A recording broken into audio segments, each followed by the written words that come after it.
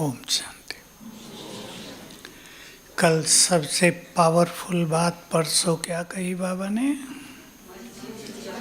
वाह, सबको याद है। सहज काम है या सबसे कठिन?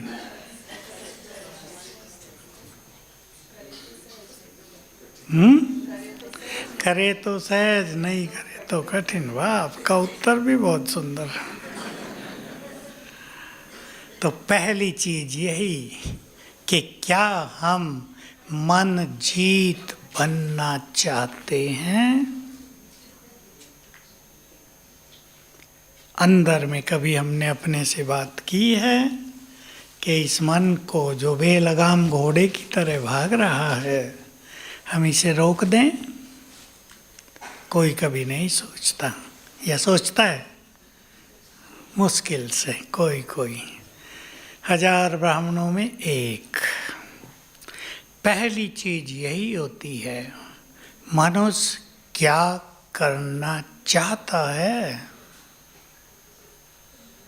माताएं बैठी हैं बहुत सारी, कुमार भी बैठे होंगे।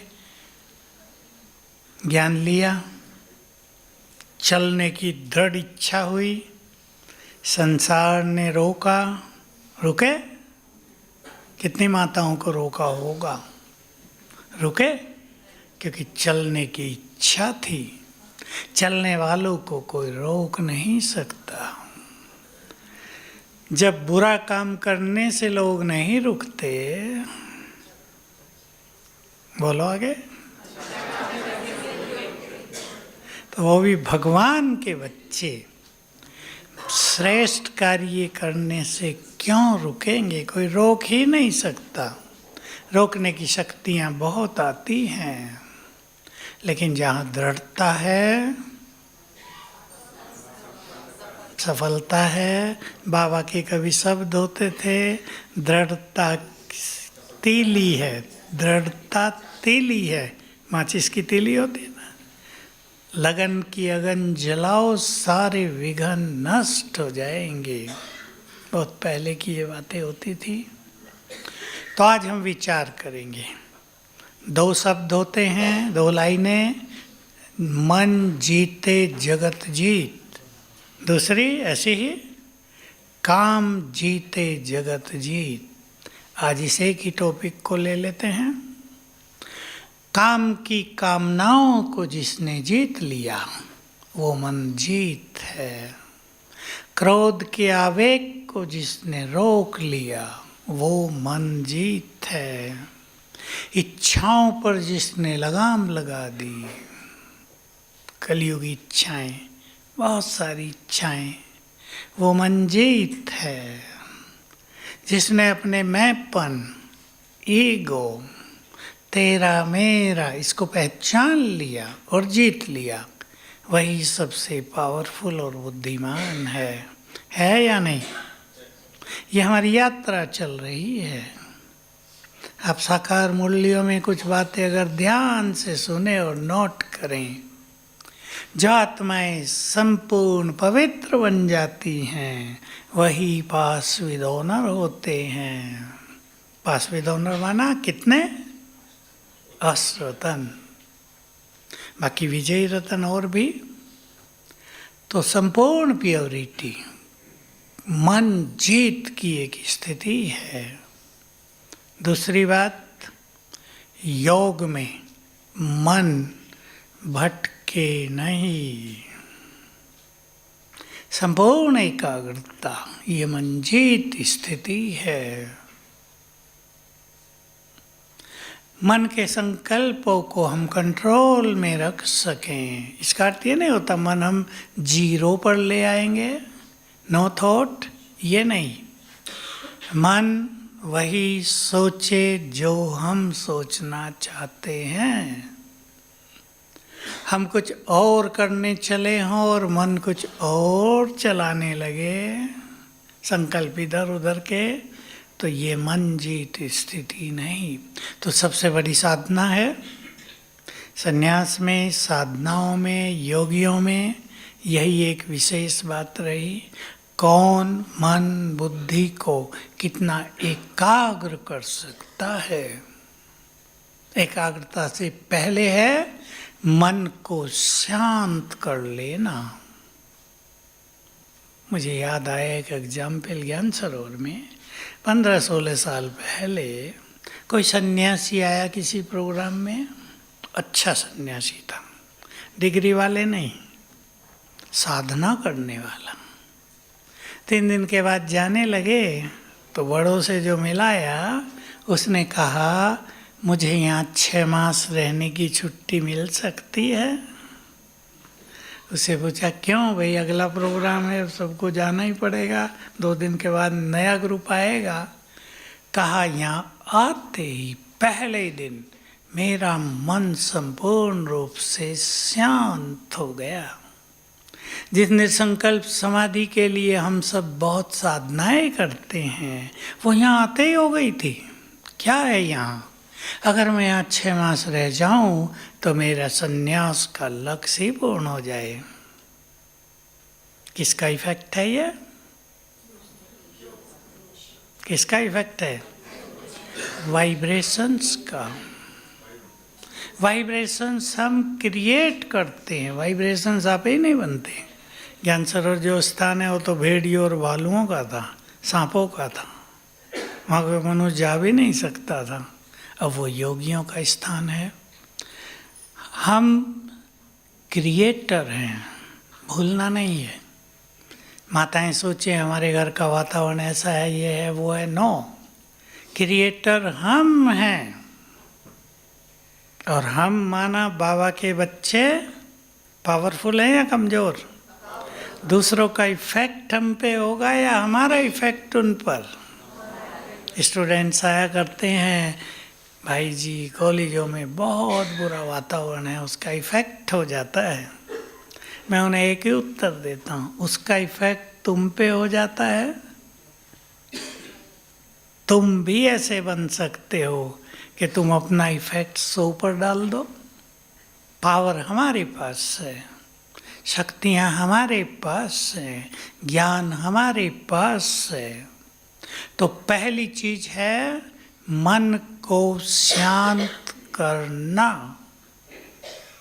मन को बहुत चीज़ें भटका रही है, एक थोड़ा ही है, हजारों, रोज नई नई कोई घटना हो गई, कोई बात सामने आ गई, कोई समस्या आ गई, कोई बीमारी हो गई, बुरी बात सुनने को मिल गई, ऐसा हो जाएगा।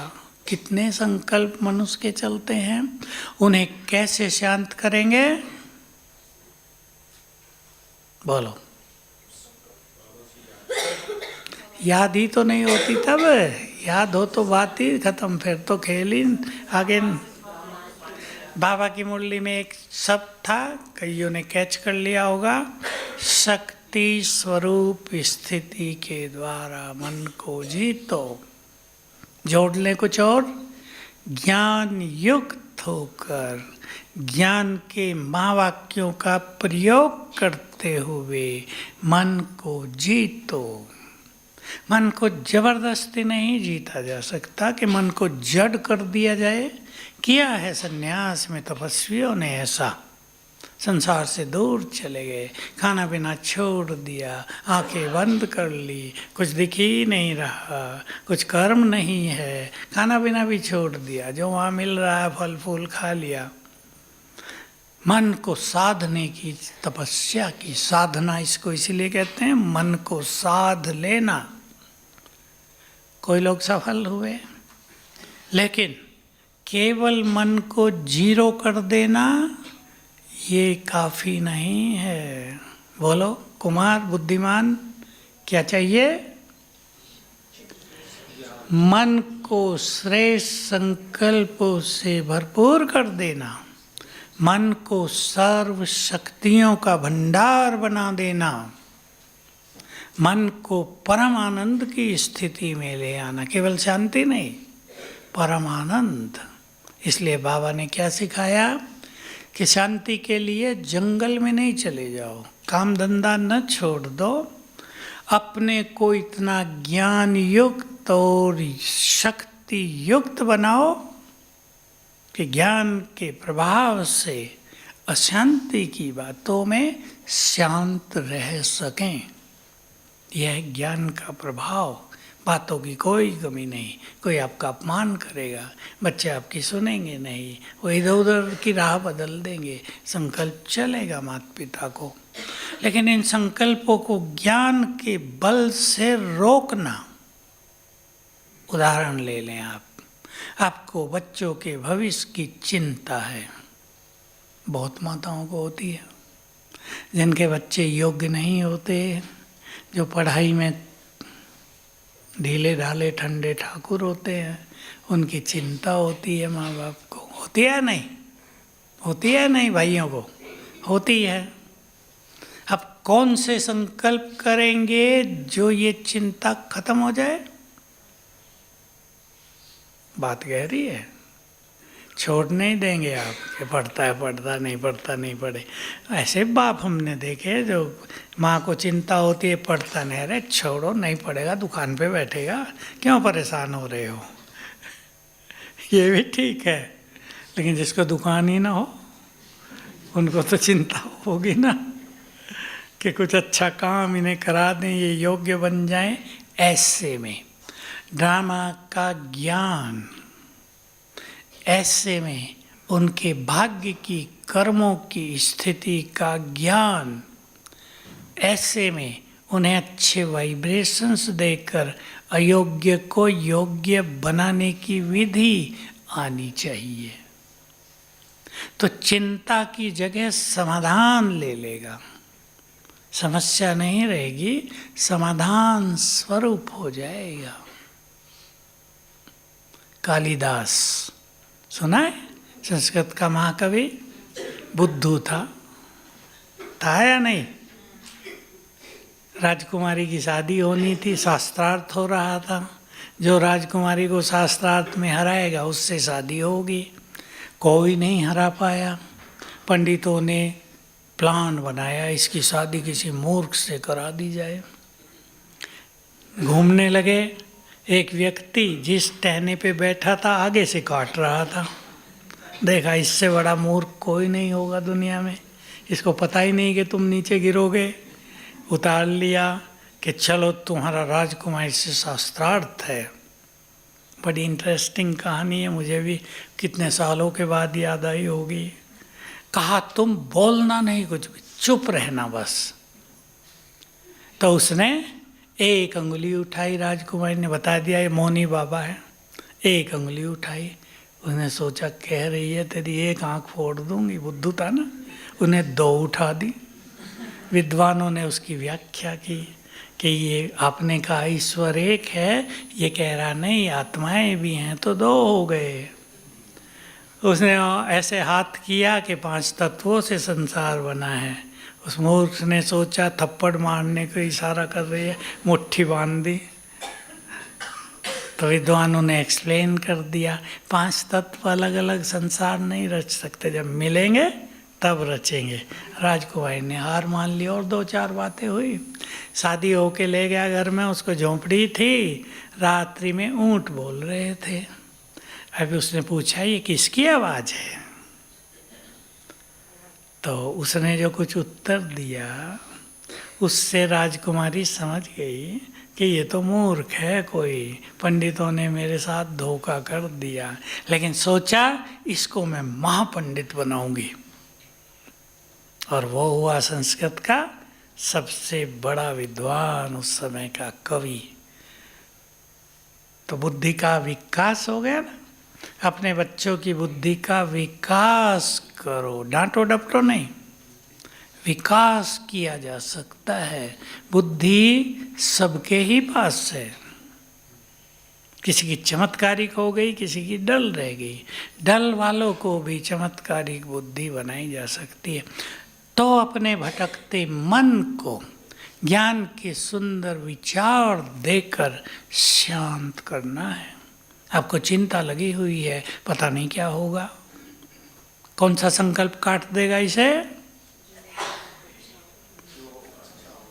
मेरे साथ स्वयं भाग्य विधाता है, मेरे साथ सब कुछ बहुत अच्छा होगा, मन शांत होगा। याद आ जाए, बच्चे तू चिंता मत कर, आधा मन शांत वहीं। तो ज्ञान के बल से दो स्वमान हमें अभ्यास करने हैं। सभी इन दोनों स्वमानों पर बहुत ध्यान देंगे।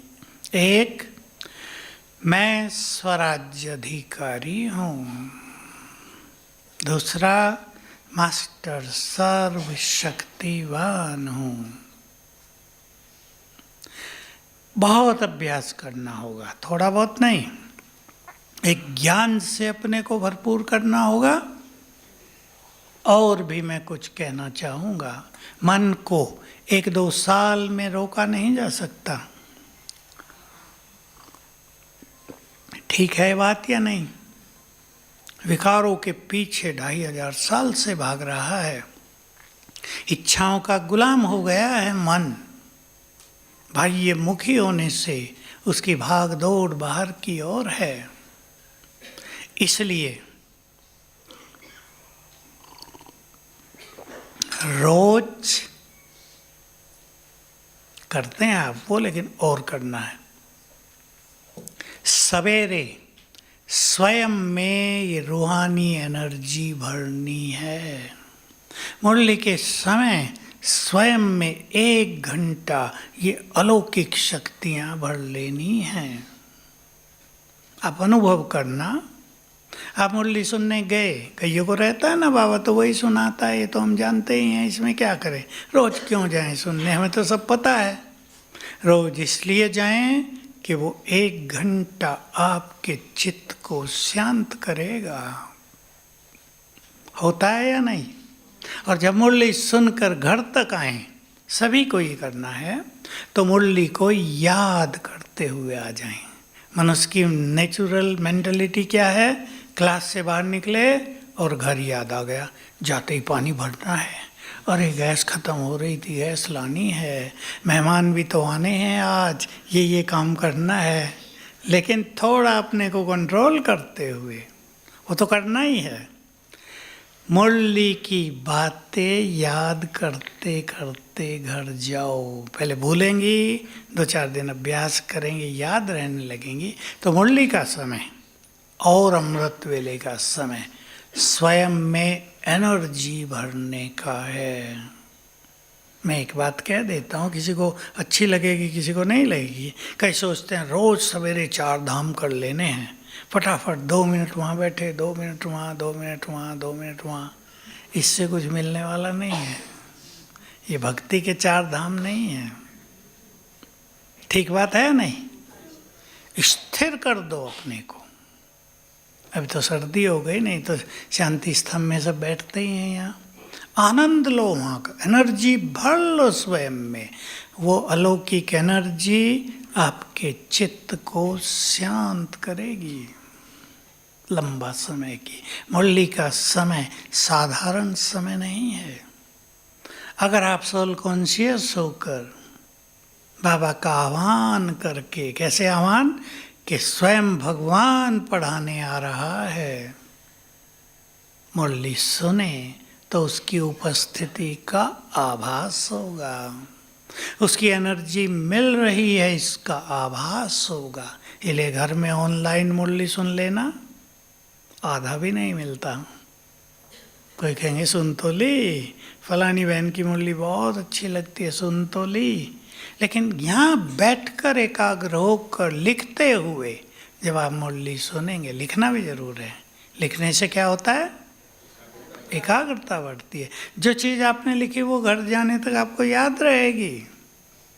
तो ये 2 समय स्वयं को एनर्जेटिक करने के लिए है। तीसरी बात, मोस्ट इम्पोर्टेंट, कर्म करते हुए, दुनिया में रहते हुए, भिन्न भिन्न लोगों के साथ रहते हुए मन भटक न जाए, इसका अटेंशन रखना है।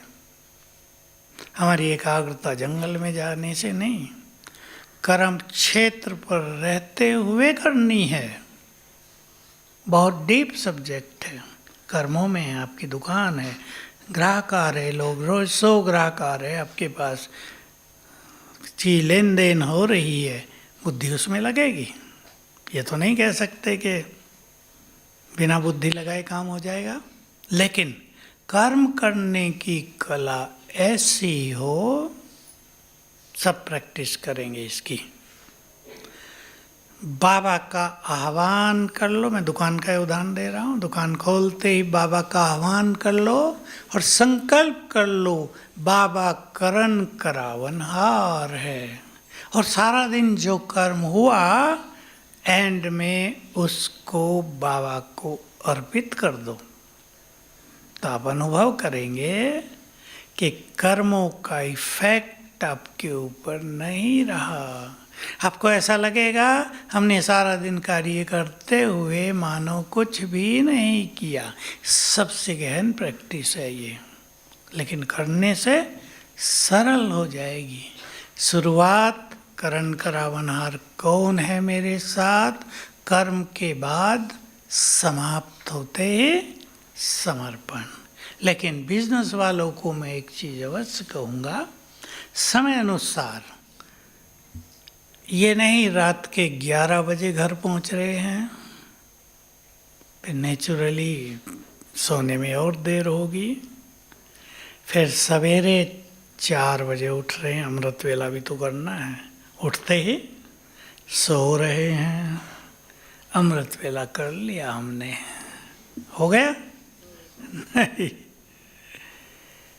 नींद पर्याप्त नहीं होगी तो हेल्थ बिगड़ेगी ही। इसलिए थोड़ी सी अपनी दिनचर्या की सेटिंग कर लें, ताकि राइट टाइम पे घर आ जाएं, सो जाएं, सवेरे जल्दी उठें, क्योंकि वो भी बहुत बड़ी अलौकिक कमाई है। एक भाई की ऐसी बात थी, 25 लोगों ने काम किया उसके साथ, रात को 12-12 बजे तक दुकान से आ रहे दिवाली पर, मेरे को फ़ोन किया, भाई जी अमृत वेला होता ही नहीं।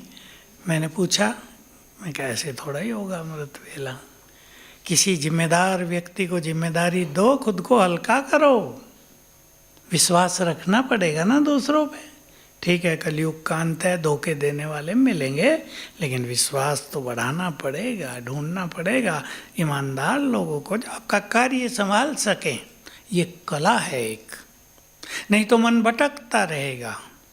आप 15 दिन अमृत वेला मिस कर दो, क्लास में न जाओ, फिर सोचो मन जीत बन जाऊं, मन आपको जीत लेगा, पक्की बात। सारे विकार जीतने लगेंगे आपको। अमृत वेला नहीं हो रहा, मुरली नहीं हो रही तो गुस्सा भी बहुत आएगा, बच्चे पत्नी तंग हो जाएगी, क्या हुआ है। ये सूक्ष्म कारण होते हैं। तो कर्म क्षेत्र पर रहते हुए मन भटके नहीं। और इम्पोर्टेंट चीज, जिसको मन को एकाग्र करना है, मन को जीतना है, टॉपिक तो बहुत बड़ा, मैं ब्रीफली ले रहा हूं। क्या देखते हैं हम और क्या सुनते हैं, इस पे ध्यान देंगे। देखना और सुनना ही बाबा के महावाक्य आधार है, या तो कंप्लीट बनने का या कंप्लेंट करने का, शिकायतें या संपूर्ण बनना। क्या देखता है मनुष्य सारा दिन, क्योंकि जो कुछ देखेगा उस पर चिंतन चलेगा ही। क्या सुनता है, आजकल तो मोबाइल ही काफ़ी है देखने सुनने के लिए, गंदगी से भरा हुआ भी है। एक बार गंदगी में कोई चला गया फिर उससे निकलता नहीं, फिर तो उसकी मृत्यु ही होती है। देखे आपने ऐसे लोग? मैं तो बहुत देखे, माताएं अपने बच्चों को लाती हैं, मृत्यु माना बेकार हो गए। पढ़ाई में जब बहुत होशियार थे 3rd डिवीज़न पर आ गए। तो हम सभी क्या देखें क्या न देखें, और जब इस संसार को देखें तो किस दृष्टि से देखें? हाँ ठीक बोला, एक तो आत्मिक दृष्टि से सभी मनुष्यों को, दूसरा बाबा का एक बहुत सुंदर महावाक्य है जो ब्रह्मा बाबा की बहुत अच्छी प्रैक्टिस थी। बाबा जब सामने देखा करता था ना पांडवों से, जो कुछ इन आँखों से दिखाई देता है वो नहीं रहेगा। बहुत अच्छी प्रैक्टिस चाहिए ये, तो मन शांत रहेगा। आ जाए उन दो प्रैक्टिसेस पर। मैं स्वराज्य अधिकारी हूँ, मास्टर सर्वशक्तिवान हूँ। मैं स्वराज्य अधिकारी हूँ। आज की मुरली भी याद कर लो। दिल तख्त नशीन, भ्रकुटी तख्त नशीन, स्वराज तख्त नशीन, विश्वराज तख्त नशीन। तो मैं आत्मा भ्रकुटी सिंहासन पर विराजमान हूँ। और क्या संकल्प अपने को देंगे? मन बुद्धि की मालिक हूँ। ये संकल्प थोड़ा ज़्यादा देना पड़ेगा ताकि मन को ये पता लग जाए मैं मालिक नहीं, मालिक ये हैं मेरे। फिर मन को साधना है।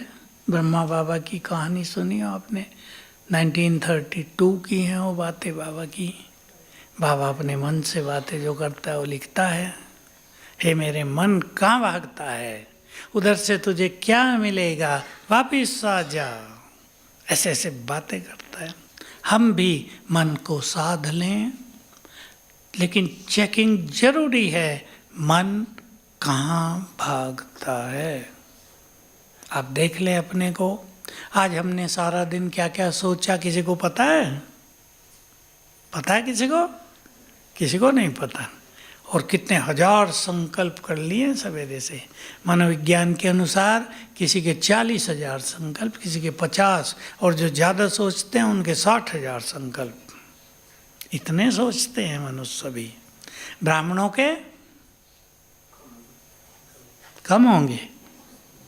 अगर हम अच्छे स्वमान में रहें, ज्ञान चिंतन में रहें, तो हमारे 10,000 पर आ जाएंगे, फिर उससे भी कम आ जाएंगे। मन की स्पीड स्लो हो जाएगी। मन की स्पीड धीमी होगी तभी मन को ब्रेक लगाया जा सकता है। गाड़ी फास्ट चल रही हो 120 की स्पीड पे, ब्रेक लगाएंगे, पलटी खा जाए, कई भारी एक्सीडेंट होगा। धीमी कर देने, धीरे धीरे ब्रेक लगा के।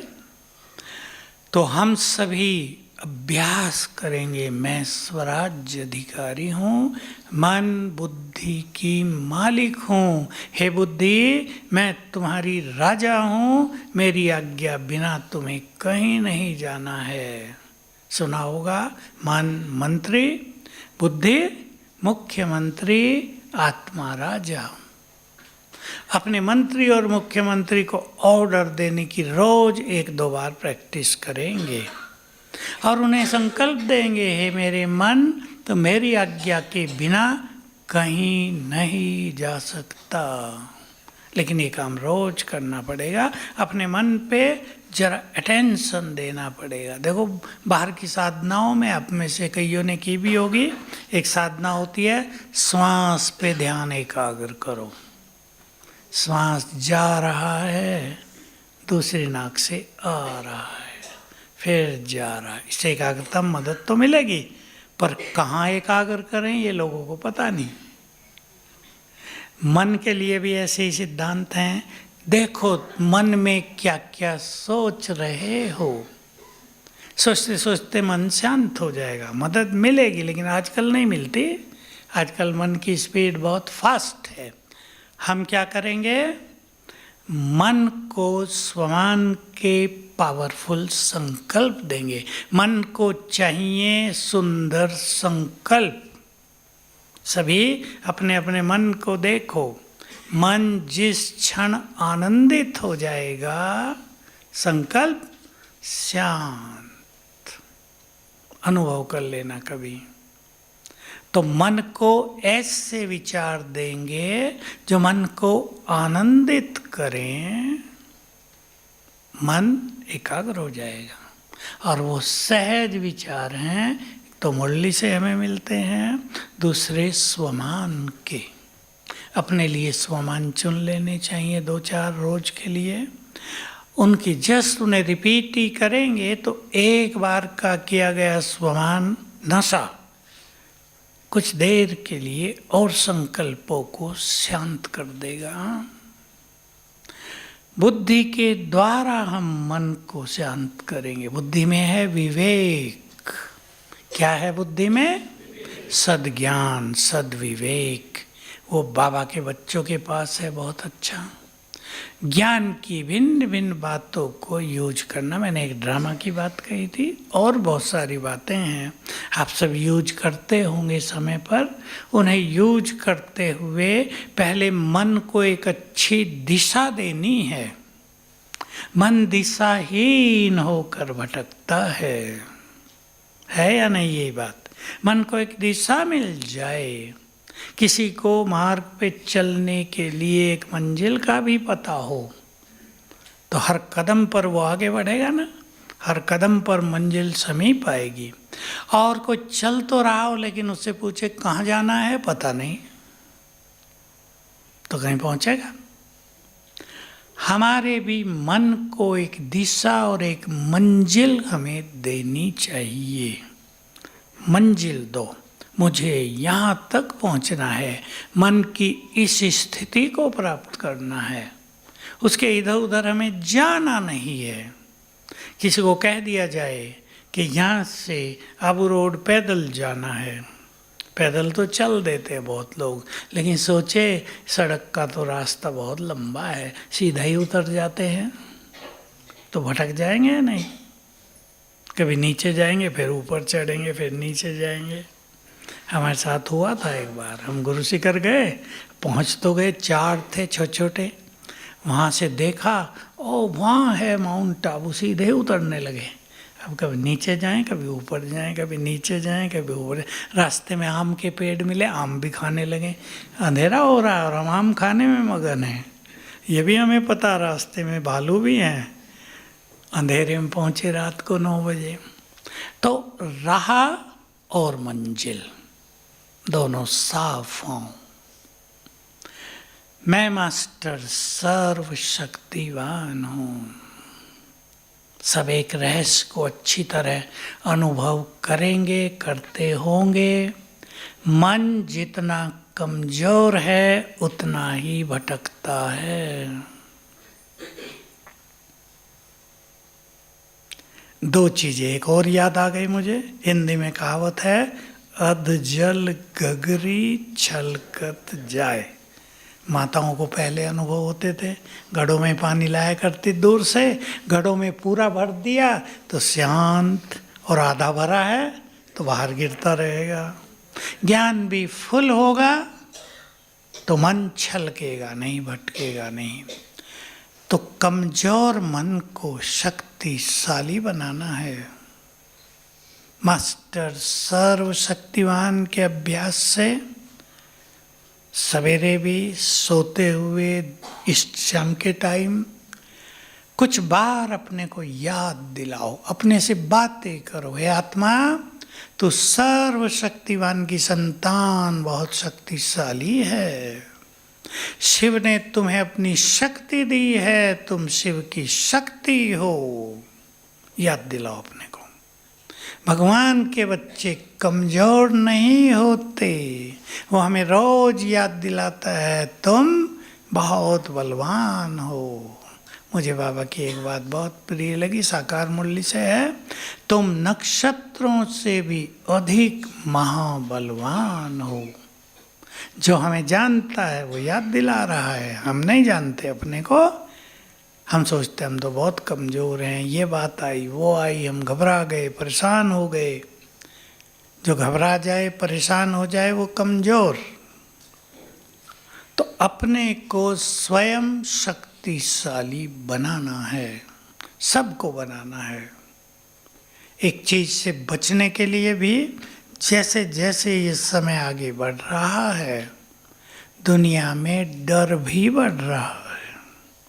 अभी तो विश्व युद्ध चालू नहीं हुआ, पर जिस दिन जोर पकड़ जाएगा और भूकंप शुरू हो जाएंगे, बहुत भयभीत होंगे मनुष्य। लेकिन जिनको लंबे काल का अभ्यास होगा, मैं मास्टर सर्वशक्तिवान हूँ और स्वयं भगवान मेरे साथ है, वो भयभीत नहीं होंगे, बल्कि क्या होगा, क्या होगा, जहां वो होंगे, जो बहुत अच्छा अभ्यास करते हैं वो इसको अपने अंदर समा लें। मैं मास्टर सर्वशक्तिवान हूँ और बाबा मेरे साथ है, या सिर के ऊपर छत्र छाया है। जो इस नशे में होंगे उनके वाइब्रेशंस जहाँ जहाँ तक फैलेंगे वो भी सेफ हो जाएंगे। प्रकृति भी उन्हें बहुत मदद करेगी, उनका विनाश नहीं करेगी। तो मैं स्वराज्य अधिकारी हूँ, मास्टर सर्वशक्तिवान हूँ, इस पे ज़्यादा ध्यान देना है। मन को रोकना है। कौन कौन रोकना चाहेंगे? ठीक है, इतने ही बहुत हैं बस। 10 भी रोक लें तो काफ़ी होता है, क्योंकि मन को रोकने के लिए कहा गया है, मन को रोकना हवा को रोकने के समान है। जो मन को रोक ले वो प्रकृति को भी कंट्रोल कर लेंगे। प्रकृति तूफान कर रही होगी, उसको भी शांत कर देंगे। मन के राजा ही प्रकृति के भी राजा बन जाएंगे, अपने विकारों को भी जीत कर उन पर राज करेंगे। जिसके लिए सिंबॉलिक यादगार है, महाविष्णु शैय्या पर आनंद मग्न होकर विराजमान हैं। शैय्या 5 सांपों की माना 5 विकार जो शत्रु थे वो आराम का स्थान बन गए। तो जिनको भी ये करना हो, लास्ट बात, टॉपिक तो बहुत बड़ा है ये, मन बुद्धि का प्रोग्राम बनाएं। थोड़ी सी मेहनत करेंगे कुछ दिन, 6 मास की मेहनत इस सब्जेक्ट को काफ़ी सरल कर सकती है।